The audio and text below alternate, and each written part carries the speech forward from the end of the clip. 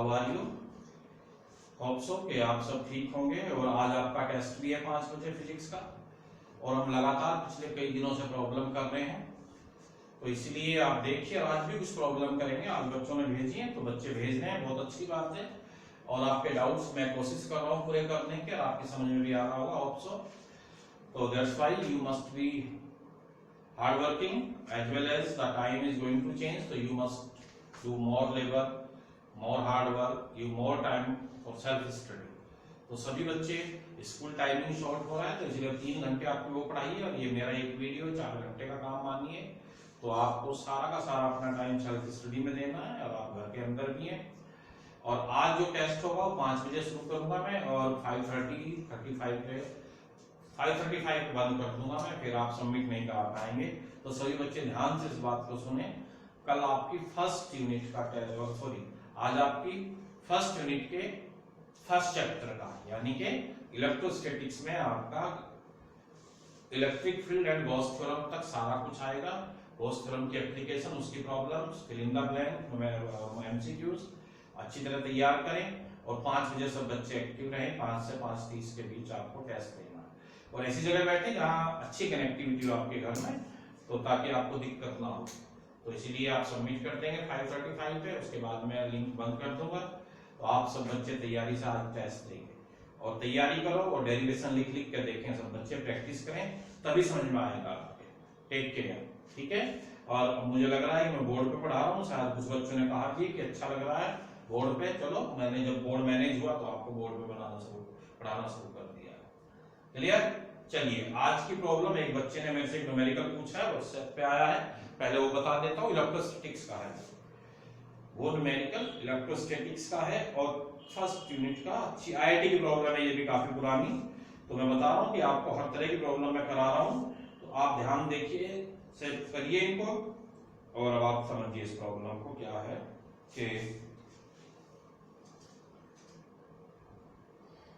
उसी प्रॉब्लम को आगे बढ़ा है। 2 identical charge spheres are suspended by a string of equal length, the strings make an angle of 30 degree. तो समझिए वही सेम, ये आपका these are 2 balls attached with the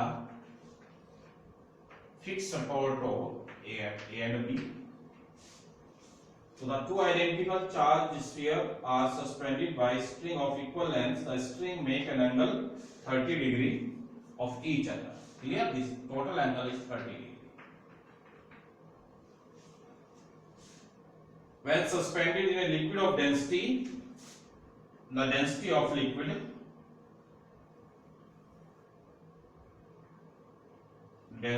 liquid is 0.8 gram per centimeter cube. When suspended in a liquid of density 0.8 gram per centimeter cube, the angle remains same. When in a dielectric constant of a liquid, what is the dielectric constant of a liquid? Density of the material of the sphere.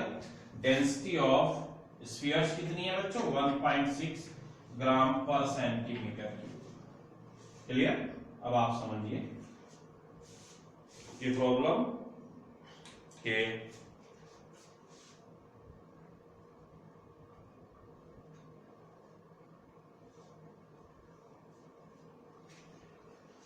तो suppose these 2 spheres of masses m are suspended from this support, so their weight will act vertically downward, and electrostatic force in this direction and tension in this direction. You know very well, ये 2 theta angle ले लीजिए suppose, तो this is theta 15 degree, this is also theta. So resolve the tension in 2 component, t cos theta and t sin theta. याद सबको? अब तो you know very well, F is equal to t sin theta। पिछली problem में बोल में ठीक रहा था, tan लिखा गया था, उसे आज फिर रिमाइंड करा रहा हूं, उसको ठीक कर लेना। mg is equal to t cos and dividing these two, आपको याद होगा f is equal to mg sin theta by cos theta tan theta। तो आपको याद हो गया होगा ये। This is equation first. But here the density of the body is given. तो आप बदल सकते हैं मास को, you know very well, density of sphere is equal to mass upon volume, time is equal to density into volume आ जाएगा। तो यहां आप रिप्लेस कर सकते हैं F is equal to density of sphere into volume into G into tangent theta. So this is the equation first. तो हमने रिप्लेस कर लिया क्योंकि हमको डेंसिटी गिवन है, तो हमने मास को बदल सकते हैं डेंसिटी की फॉर्म में। अब देखिए उसने क्या कहा, क्योंकि लेवल बढ़ता चला जाता है।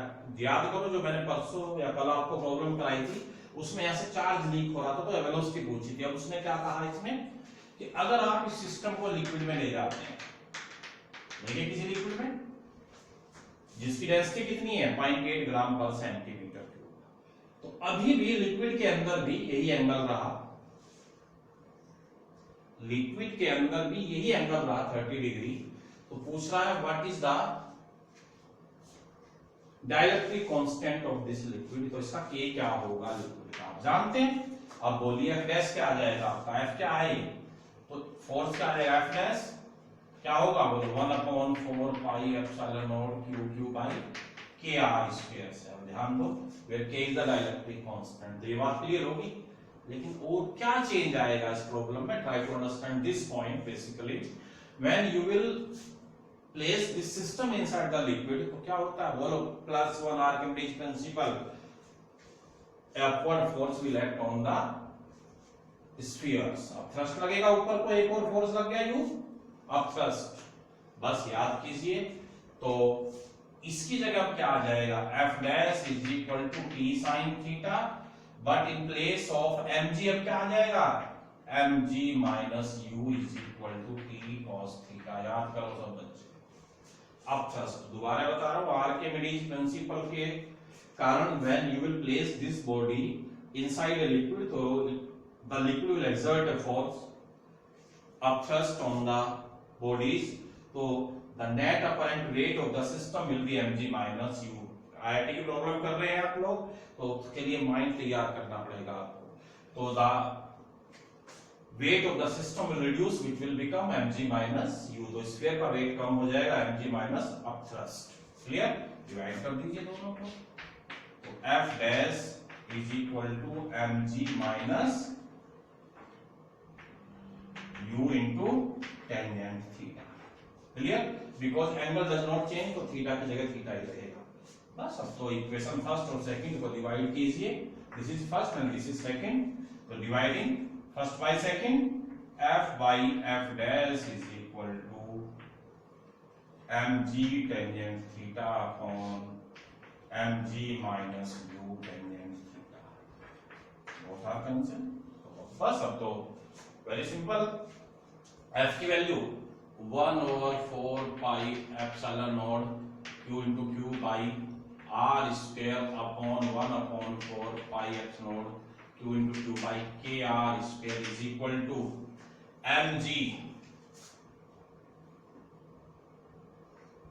Density of sphere volume into G upon density of sphere volume into G minus अब thrust density of liquid into volume into G।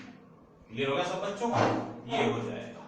तो कैंसिल कर दीजिए जो भी हो रहा है सब कैंसिल। तो K इज इक्वल टू, अब आप देखिए ये ऊपर चला गया, K is equal to rho into S upon rho S minus rho liquid, because Vg और यहाँ भी कॉमन है Vg, volume into acceleration due to gravity cancel हो गए। तो आपका फॉर्मूला बन गया density of solid sphere upon density of sphere minus density of liquid. बच्चों this is the relation. Main बात ये कि मैंने आपको समझा दिया, अदरवाइज तो अगर आपका एंट्रेंस में आता है तो you must remember directly this relation dielectric constant. अगर आप किसी भी स्फेरिकल बॉडी को लिक्विड में ले जाते हैं और इस तरह की प्रॉब्लम आती है आपकी, तो आप ये डायरेक्ट याद रख सकते हैं कंपटीशन के लिए, density of sphere upon density of sphere minus density of liquid. अब आपको चेंज करने की जरूरत नहीं क्योंकि एक ही सिस्टम में है, तो आप ये सारे कट जाएंगे, रेशियो है। तो ये आ जाएगा आपका 1.6 अपॉन 1.6 माइनस 0.8, 1.6 अपॉन 0.8,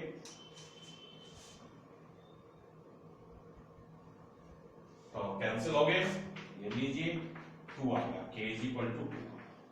बस मेन तो ये फॉर्मूला है आपका, जो भी वैल्यू गिवन है तो आप इससे density of body upon density of body minus density of liquid कर दीजिए, आपका आंसर आ जाएगा। तो this is the way to solve this problem. बहुत पहले आईआईटी में आई प्रॉब्लम, मैंने आपको फिर बता दी ये बातें, बहुत अच्छी स्टैंडर्ड की प्रॉब्लम आप कर रहे हैं, तो दोबारा समझ लो। ये यहां तक तो आपको मैंने बहुत बार करा दिया, mg tangent theta, but so you can replace this m with the help of the density is equal to mass upon volume, so mass is equal to density into volume. But when you place this system inside a liquid, तो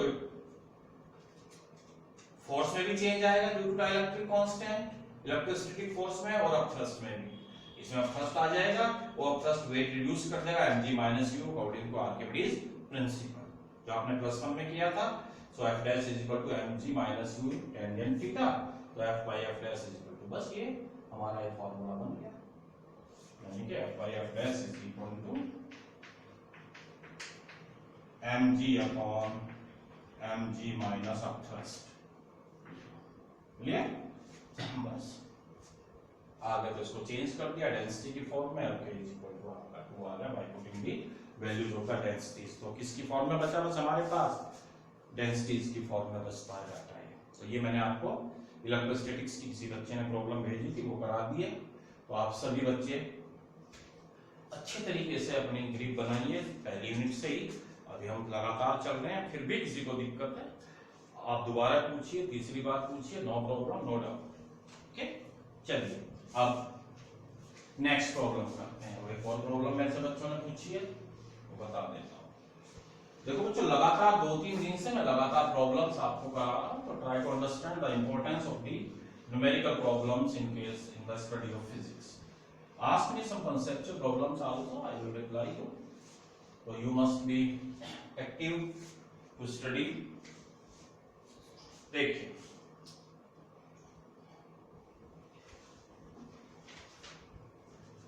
in yesterday problem मैंने आपको जो problems कराई थी उनमें बीच में मैंने 46 छोड़ी थी, वही बच्चे ने पूछ लिया। चलिए अपने आप थोड़ी सी बेटे दिमाग अप्लाई करने की आदत बनाइए। देखिए क्या कह रहा है, the voltage of this battery is V and it is connected with a resistor of resistance here 6 ohm which supply the current 2 ampere in the circuit, or now some resistors are connected like this। ये देखिए 46 from what is the equivalent resistance between A and H? A, B, C, D, E, F, G, H। तो these are the points। और क्या given है? In BC branch the current is 0.8 ampere, 0.8 ampere and resistance of this branch is R3। Value नहीं given है ये। In this branch the current is 0.4 ampere and resistance of this is R2। और इस branch में DE में उसने आपको resistance दे दिया 10 ओम, लेकिन करंट जो है वो नहीं दी, I3 है suppose. So this is the complete circuit। A battery of voltage V is connected in this loop। 6 ohm is the resistance here and 2 ohm is the supply। Clear?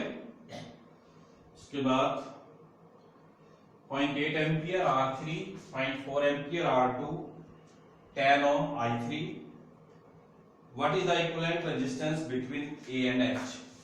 A और H के बीच में आपको resistance चाहिए total. सोचिए क्या दिमाग में idea है आपके। देखिए ये तीनों रजिस्टर्स पैरेलल में हैं, और जब तक हमें R2 और R3 की वैल्यू नहीं पता चलेगी तब तक हम टोटल रेजिस्टेंस नहीं निकाल सकते बिटवीन ए एंड एच। तो पहले हमें किसकी वैल्यू चाहिए? R3, R2 और उसके लिए I3 की वैल्यू चाहिए। अब आप देखो कैसे दिमाग में कोई आइडिया किसी बच्चे के। सबसे पहले हम I3 की वैल्यू निकालेंगे। आपको पता है 0.8 plus 0.4 plus I3 must be 2 ampere. Total current कितनी होनी चाहिए सर? क्वेश्चन नंबर 46 है ये, यानी कि 2 ampere is equal to 0.8 plus 0.4 plus I3। Total current क्योंकि ये स्केलर क्वांटिटी अलजेब्रिक सम होता है, तो 2 ampere is equal to 0.8 plus 0.4 plus I3। तो टोटल करंट सर्किट की आ गई आपकी, तो I3 कितनी बची बच्चों? 2 minus 0.8 plus 0.4 1.2 I mean 0.8 ampere. कितनी आ गई? 0.8 एम्पियर। क्लियर? अब आप समझिए जब हमें I3 की वैल्यू पता चल गई तो इसमें वोल्टेज पता लग जाएगी। With the help of Ohm's law VDE कितनी आ जाएगी? I3 into 10, I3 into 10, I3 कितने? 0.8 into 10, 8 वोल्ट। अब आप कहोगे सर आपको वोल्टेज की क्या जरूरत पड़ी, क्यों आपने वोल्टेज निकाली, क्यों? हर चीज दिमाग में रखनी है। रेजिस्टेंस की ग्रुपिंग में जब मैंने आपको बताया था in parallel voltage remain same, अगर हमें इनकी उसकी वोल्टेज मिल गई 10 ओम के अक्रॉस, तो इन तीनों की मिल गई, इसकी इसकी और इसकी। इसकी कितनी है? 8 वोल्ट, तो यहाँ भी 8 वोल्ट है, यहाँ भी 8 वोल्ट है। बोलो सबकी समझ में आया नहीं? दोबारा दिमाग पे जोड़ दो कि इसके क्रॉस वोल्टेज कितनी है? 8 वोल्ट, तो इन दोनों के क्रॉस, इसके cross the voltage will be also 8 volt and across BG also 8 volt. So with the help of this 8 volt we can find the value of R2 and R3।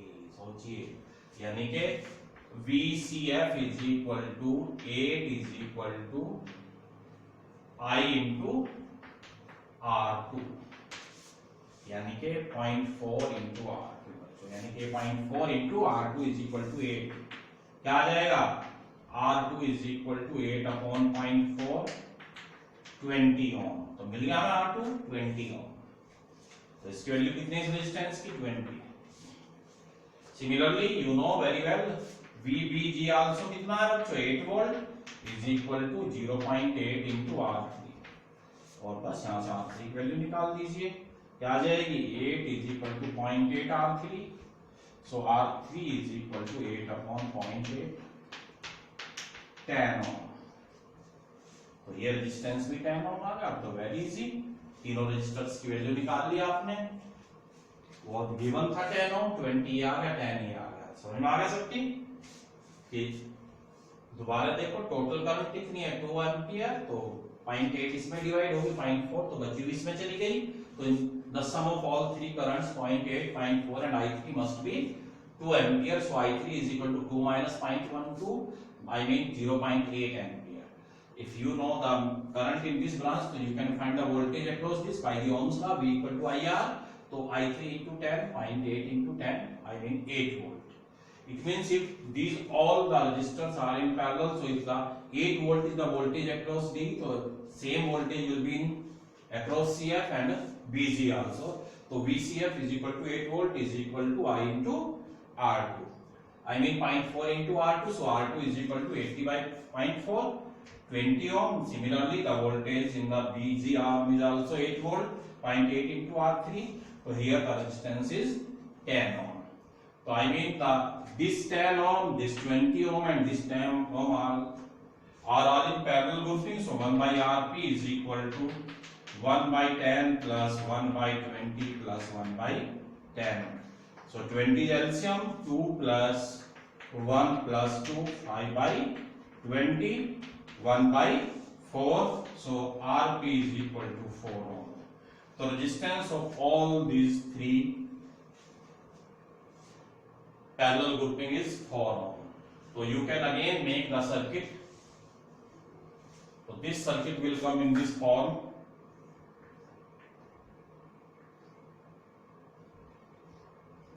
Very simple circuit like this.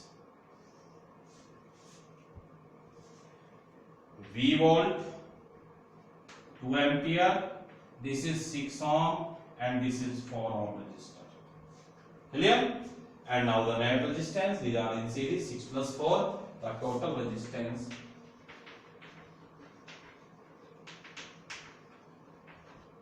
is R is equal to 6 plus 4, 10 ohm.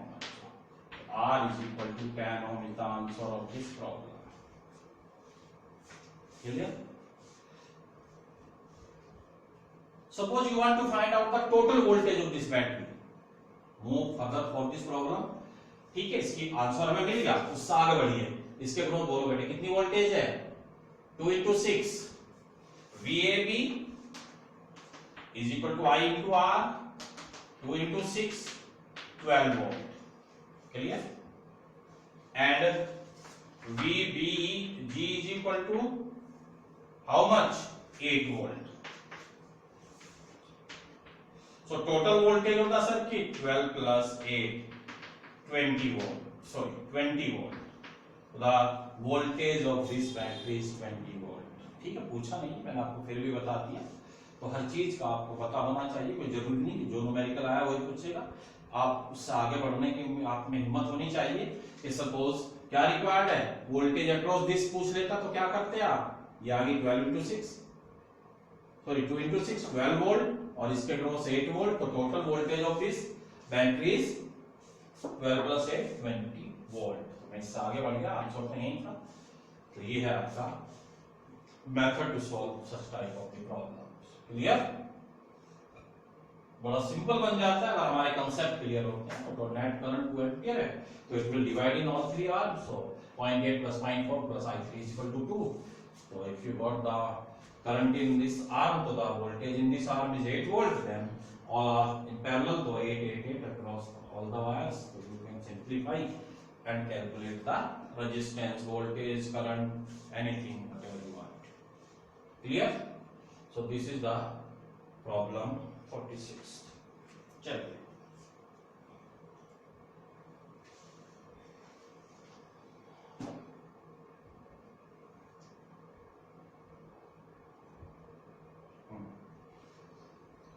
एक बच्चों problem मेरे से पूछी है, बच्चे ने 57 ये सबकी समझ में आ गई होगी। नोट करो सब अपनी नोटबुक में और पूरी वीडियो देखते रहा करो, बार बार रिपीट करके रिवाइंड करके देखा करो ताकि आपके डाउट्स क्लियर होते रहे।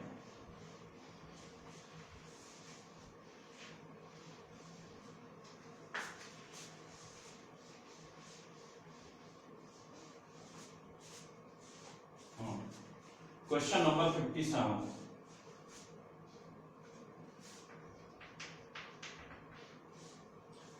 A voltmeter of resistance 990 ohm is connected across a cell of 3 volt.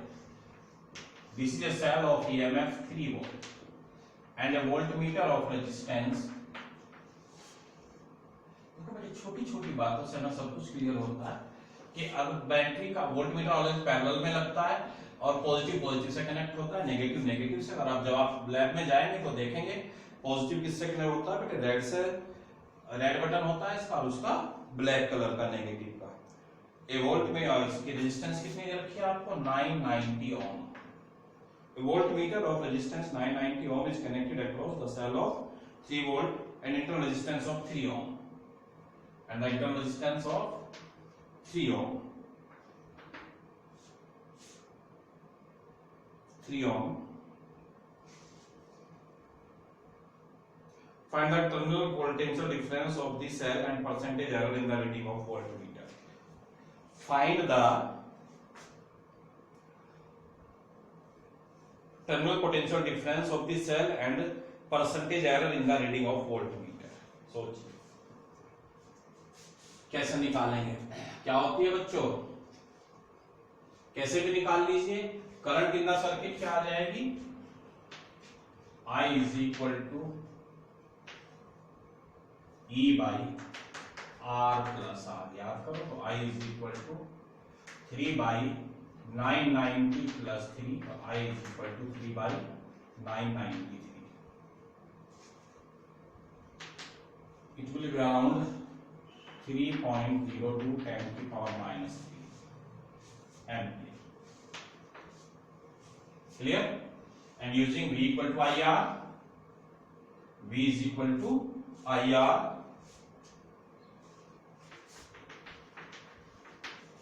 so 3.02 10 की minus 3 into 990। So this is the voltage read by the volt 2.99 volt। तो कितनी रीड करेगा 2.99 वोल्ट एक्सेप्ट 3 वोल्ट। क्या reading आ गई 2.99 volt. और what is the percentage error, बोलिए, very easy, percentage error याद कीजिए E minus V by E into 100, बोलिए 3 माइनस 2.99 बाई 3 इंटू 100 कितना आ गया 0.01 by 3 into 100, I mean 1 by 3, 0.33%. So this error will come in the reading of voltmeter 0.33%. दोबारा समझो, बहुत अच्छा सम है कि ये सेल 3 वोल्ट की है। अब आप सोचिए, इसलिए आपकी कंसेप्चुअल प्रॉब्लम बनेगी जो मैं आपको 2-4 दिन बाद कराऊंगा कि भाई we do not prefer the voltmeter to measure the accurate EMF. देखो इस प्रॉब्लम से क्लियर हो रहा है, कभी भी कोई वोल्टमीटर 100% एक्यूरेसी के साथ कोई भी ईएमएफ मेजर नहीं कर सकता, क्योंकि इसके अपने पर्सनल रेजिस्टेंस के कारण जो लॉस होगा और उसमें जो रीडिंग आएगी वो सदा एक्यूरेट से कम आ रही है। ये प्रॉब्लम ना हो के एक कांसेप्ट समझिए। दोबारा बता रहा हूं, try to understand my point कि this numerical is not a numerical, it is the concept to understand why the voltmeter measures some less value of EMF in place of accurate value, because due to the high resistance of voltmeter it measures slightly less value because some voltage drop with inside the voltmeter. तो we measure the total current in the circuit, याद करो मैंने use किया था E upon R plus R, and with the help of this the voltage V equal to IR, क्योंकि EMF से relate किया और हमने वोल्टेज निकाली तो एक्सटर्नल रेजिस्टेंस से वोल्टमीटर से जो जाएगी वही होगी वोल्टेज 3.0 to 10 के -3 into 990 आ गया आपकी 2.99 वोल्ट। तो एक्यूरेसी क्या थी 3 volt, but voltmeter will read the 2.99.01 volt small read करेगा, तो that's why the percentage error final मान यानी कि E minus V by E into 100, तो जो मेजर किया 0.33% जो है ये लेस रीड करेगा। क्लियर, बहुत अच्छी प्रॉब्लम है, not only numerical but it is also concept of physics कि voltmeter always read some less value as compare to the EMF of the cell. हो गया, चलिए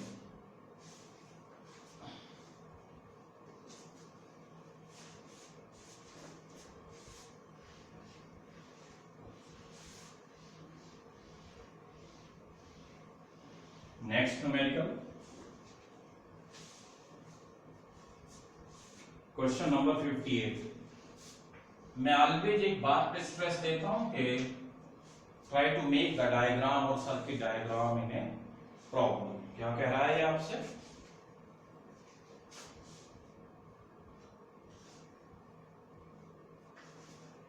a voltmeter a battery of EMF E and internal resistance R give the current 0.5 ampere with an external resistance 12 ohm।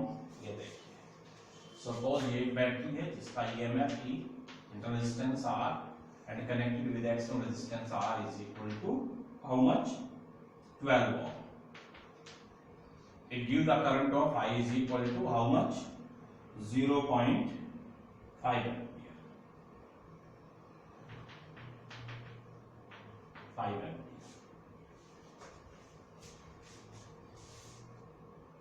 And the current 0.25 with the external resistance 25 ohm, and if you change this external resistance the battery is same, and now we change the resistance 25 ohm, so now it gives the current of 0.25 ampere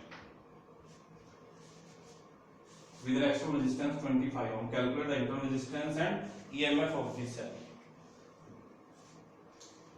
अब देखिए, simple सी बात है, आपके पास दो unknown quantity है, basics दिमाग में जितना रखेंगे उतनी आपको सब्जेक्ट आते हैं। There are two unknown quantities E and R, तो आपको मिनिमम 2 इक्वेशन चाहिए दो अननोन वैल्यूज निकालने के लिए, तो बना दीजिए। तो I is equal to E upon R plus R से बन जाएगी, I is equal to E upon R plus R से बना, तो 0.5 is equal to E upon 12 plus R, और second one is 0.25 is equal to E upon 25 plus R। दो equation बन गई। और दोनों को डिवाइड करो, सिंप्लीफाई करो, आप सब कुछ वैल्यू निकाल लेंगे। शायद मेरी जरूरत आपको ना पड़े, यू कैन ट्राई योरसेल्फ। मैंने कहा बना दिए, अगर आपका मन है तो डिवाइड कर दीजिए, यू विल कैंसिल आउट। और ये 0.5 से कितना आ रहा है, 2 is equal to 25 plus r upon 12 plus r। ये लो, सो 20 को क्रॉस मल्टीप्लाई करो, 24 plus 2r is equal to 25 plus r। इसको इधर ले आओ बच्चों, उसको उधर ले जाइए, तो r is equal to 25 minus 24 1, so r is equal to 1 ohm. तो r is equal to 1 ohm आ गया, ओम। तो internal resistance of this cell is 1 ohm. By putting the value of internal resistance in any equation, you can find the value of EMF of the cell. Suppose putting in 1, so 0.5 is equal to E upon 12 plus 1. E is equal to 0.5 into 12 plus 1, 13. So 6.5 volt is the EMF of the cell. इसी में रख दीजिए, इसमें रखोगे तो भी आएगा 26.25 वो 6.5 आ जाएगा, जो भी है ये आ जाएगा आपका EMF ऑफ द सेल। ये न्यूमेरिकल कंप्लीट हो गया। तो काफी न्यूमेरिकल हमने कर लिए।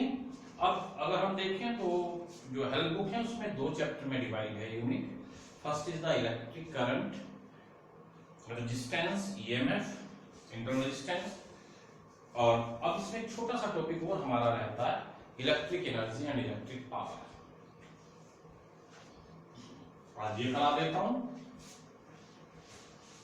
Electric energy and electric power.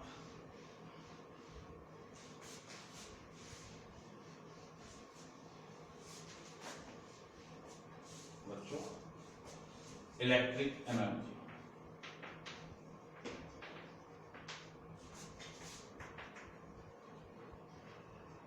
And electric power.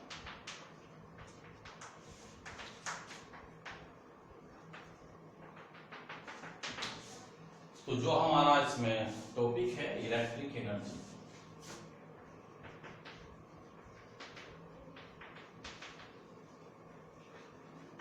Remember one theorem from +1, work energy theorem. Change in work is called energy and change in energy is called work always. तो here you will study about the electric energy. तो suppose R is the resistance of the circuit and connected with a voltage V, and I is the current flowing through it. Clear? So V is the voltage across this resistor. You know very well the definition of the V.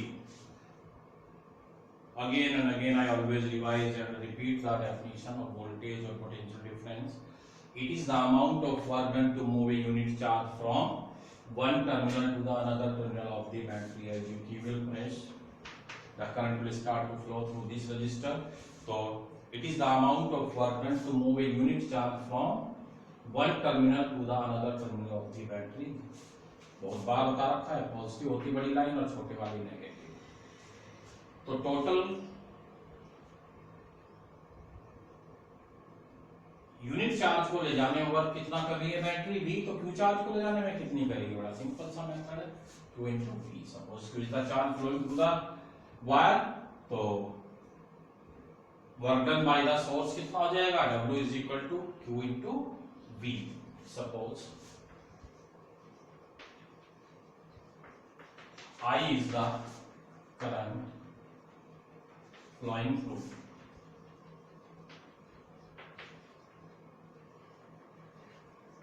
a resistor of resistance R for time t seconds.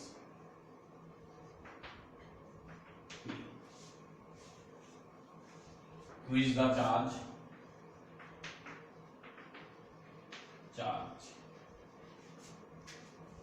flowing through the resistor,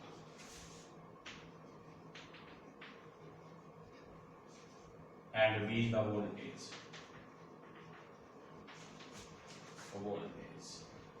across resistor. दोबारा समझ लो सब। तो data लिखना होता है, आपको पता है, consider is the current flowing through the resistor of resistance R for time t, q is the charge flowing through it, and v is the voltage across the resistor. The work done,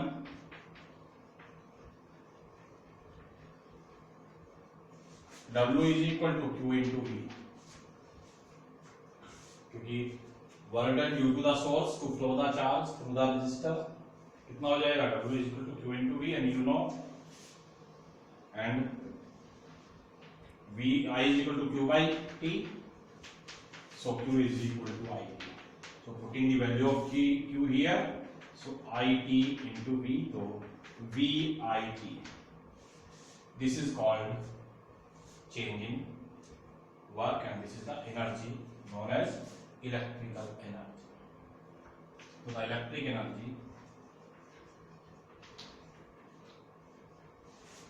W से भी represent कर देते हैं VI. Clear? एक formula बोलो तो, if V को replace कर दिए using V equal to IR, तो W is equal to IR into I into T, I square RT, एक फॉर्मूला याद, और I is equal to V by R, and putting I is equal to V by R, then W is equal to V into V by R into T, V square by R. So there are three formulas for the electric energy. W is equal to VIT is equal to I square RT is equal to V square by R into T. ये आपके electric energy के तीन फॉर्मूले आ गए, VIT, I square RT and V square by R into T. होगा बच्चों? If V in volt, I in ampere, R in ohm, T in second, the unit of electric energy will be joule.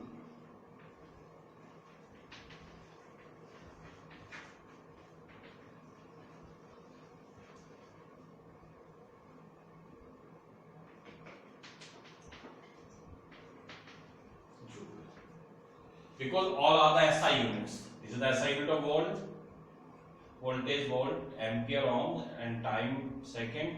Then the unit of electric energy will be joule. तो समझ में आ गया? तो ये है आपकी इलेक्ट्रिक एनर्जी, और ये 10th में भी था सेम, 5 में. तो electric energy and electric power. Clear? अच्छा, इसके बाद एक बात बड़ी इंटरेस्टिंग है, आप अगर सोचें तो in this case the electric energy is directly proportional to resistance, and in this case inversely to resistance.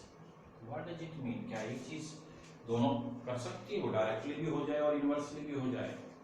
तो थोड़ा सोचने की जरूरत है, ऐसी ऐसी चीजें निकालनी होती हैं थ्योरी से. यही अगर आप, मैं आपको जो किताब में लिख रहा है उसको पढ़ाता चला जाऊंगा, इस चीज लिखा हुआ, तो क्या फायदा उसका? Not use. बस आप बुक से पढ़ लेंगे. तो ये क्यों है, कैसे है, वाई, आई डब्ल्यू वर्ड्स आप जानते हैं, व्हाट, वाई, होम, हाउ, ये सारे. तो ये कैसे आया कि in one case the electric energy is directly to R, in other case the electric energy is inversely proportional to R. सोचना इस बात. वैसे बहुत सिंपल सा इसका आंसर है, पर मैं आपको नेक्स्ट कल दूंगा इस बात का आंसर. आज मैं आपको ये नहीं बताने वाला. आप अपने आप सोचें, दिमाग लगाएं कि एक चीज के बढ़ने से भी एनर्जी बढ़ रही है, यहाँ पे बढ़ने से घट रही है, तो ऐसा कैसे पॉसिबल? तो इन फॉर्मूले से आपको कुछ आइडिया मिलेगा, and you can find the answer of this doubt easily. Clear? तो सिंपल सी बात है, दोबारा समझ लीजिए. यूनिट चार्ज को ले जाने में कितना वर्क होता है V, तो Q को ले जाने में कितना वर्क करेगी ये सोर्स आपकी, Q into V, और I equal to Q by T, तो Q equal to I T, तो रख दीजिए VIT. W is equal to VIT. हो गया? अब आप V को रिप्लेस कर दीजिए IR से, तो I स्क्वायर RT हो गया. अगर आप I को रिप्लेस करते हैं V by R से, तो V square by R into T हो जाएगा.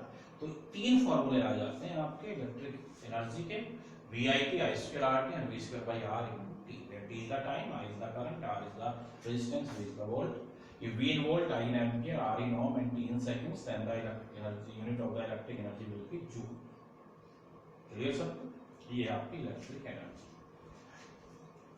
और बच्चों हीटिंग इफेक्ट जो होता है बेसिकली वो निकलता है स्क्वायर आर टी से। जो हीटिंग इफेक्ट है, हीटिंग इफेक्ट ऑफ करंट क्या होता है?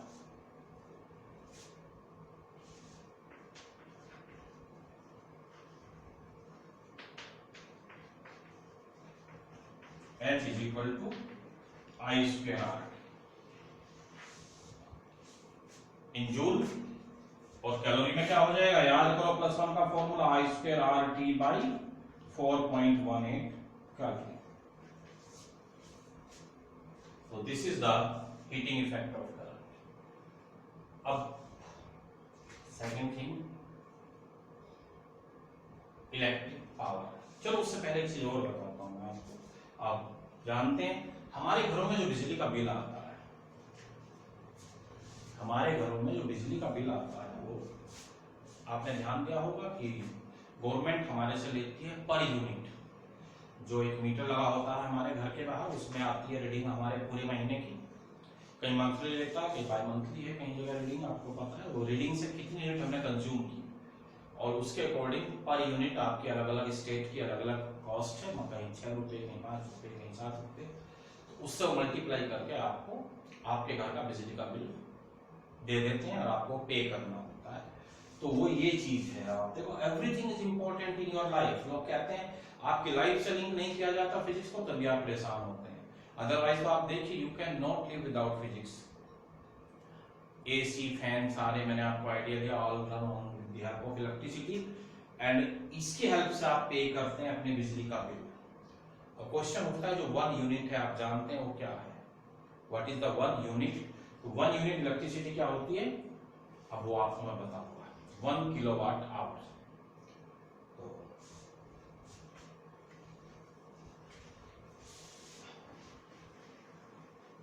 The commercial unit of electric energy is kilowatt hour. It is also known as board of trade unit. Board of B dot O dot board of trade unit of electricity.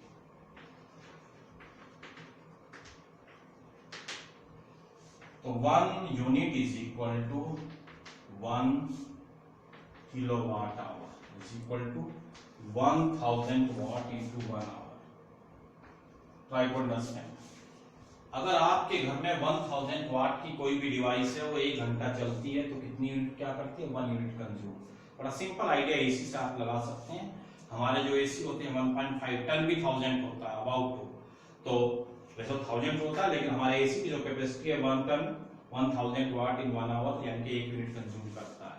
1.5 ton लगभग 1.5 unit. तो this is the commercial unit of the electricity. So 1000 watt joule per second into hour 3600 second. So how much is it? 3.6 into 10 की power 6 joule. तो ये आ जाती है आपकी in joule 1 unit 1 kilowatt hour 1000 watt की device if it on for 1 hour तो it consume 1 unit और which is equal to 3.6 10 की 6 joule. ये हमारी बोर्ड ऑफ ट्रेड यूनिट है जिसका बिल हमारे घर में आता है। इससे हम बोर्ड ऑफ ट्रेड व्यापार की यूनिट। अब आप आ जाइए electric power. Next is electric power. You know very well rate of doing work और supplying energy is called power. Electric power it is the rate of supplying electric energy or it is the rate of supplying electric energy यानी कि P is equal to W by T। Plus 1 से जानते हैं work upon time और change in energy of time upon time is called power. VIT by T, T will cancel, so VI. So T is equal to VI is equal to I square R is equal to V square by R. इस फॉर्मूले से देखो, T से divide कर दो तो I square R and V square by R. Clear? Same V in volt, I in ampere, R in ohm, then the unit of electric power is watt. In SI, the unit of electric power is watt. James Watt के नाम पे आपको पता है, जिसने पहला steam engine बनाया था, जेम्स वाट, उनको ऑनर करने के लिए the unit of electric power is what. If I V in volt, I in ampere, R in ohm, तो the unit of electric power will be watt. अगर unit of electric power आपको पता होगा, power की दूसरी unit क्या होती है? Horse power. And 1 horse power is equal to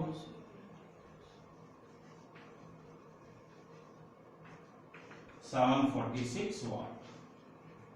average power of an horse कितनी होती है? 746 वाट. तो this is the complete electric energy, electric power. और जो हमारे घरों में बिजली का बिल आता है उसका भी मैंने आपको बता दिया. बोर्ड ऑफ ट्रेड यूनिट क्या होती है? 1 unit 1000 watt into 1 hour kilowatt hours. Kilo 1000 और 1 hour if you consume the electricity of 1000 watt, then you are reading in the meter will be 1 unit and you will pay for this 1 unit. तो ये है आपका. and electric power is rate of doing work or supplying energy, W by T. तो W एक में रखनी है value, VIT by T, T will cancel. Similarly I square RT by T, I square R, V square by R into T by T, V square by R. So this is the electric power and electric energy. ये सब आज हमने कर लिया. तो उम्मीद है कि आप ये सब तैयार करेंगे और आज पहले टेस्ट देंगे, उसकी तैयारी करो. जो एमसीक्यू मैंने दिए थे उनको अच्छी तरह तैयार करो, फिल इन द ब्लैंक तैयार करो सब, और अच्छे कुछ क्वेश्चंस आप तैयार करें, डेरिवेशंस लिख के देखें. तो अब आपसे ये ज्यादा उम्मीद है कि आप थोड़ा टाइम ज्यादा देंगे फिजिक्स को, और होप सो कि थोड़ा सा मेहनत करें. और मैंने आपको जो पढ़ा रहा हूँ, किसी को भी कोई दिक्कत है, आप व्हाट्सएप के थ्रू मेरे से जुड़े हुए हैं, यूट्यूब से भी जुड़े हुए हैं, तो आपको जो भी डाउट है आप मुझे विदाउट एनी हेजिटेशन आप मैसेज कर सकते हैं, मेरे से पूछ सकते हैं. क्लियर? चलो फिर कल मिलते हैं और थोड़ी मेहनत करो, पढ़ाई करें सभी बच्चे. Thank you.